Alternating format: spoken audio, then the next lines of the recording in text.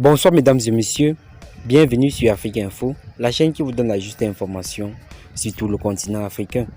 Le showbiz ivoirien est en larmes depuis l'annonce du décès tragique du danseur Dada.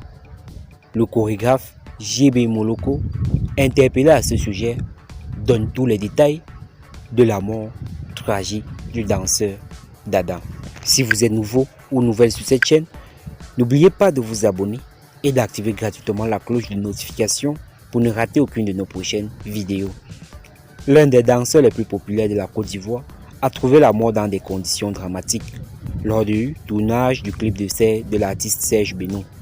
Électrocuté par les projecteurs, beaucoup de personnes n'arrivent pas à croire comment cela a bien pu se passer. Pourtant, c'est bien ce qui s'est passé.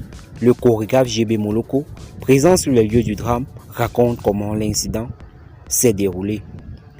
Mercredi aux environs de 14 h, dit-il, on était au tournage avec le grand frère Serge Beno. On a fait quelques séances et c'était la pause. Dada avait l'habitude d'amuser la galerie aux heures de pause, donc il nous disait restez là, on va finir avec. Beno aussi disait la même chose et à la suite de ça, d'autres sont sortis et nous sommes restés vu qu'on aime bien sa manière de nous taquiner. Subitement, on le voit, il se retrouve entre les fils et les écrans qui étaient placés dans le fond. Et on sent qu'il y a quelque chose qui se passe. Donc on se dépêche, le temps, on va arriver là-bas et on nous dit Dada est en train d'agoniser. On est donc descendu là où il était tombé pour pouvoir le retirer de là, mais il pesait tellement qu'on ne pouvait pas. Mais on est parvenu à le faire sortir et là il était devenu dur.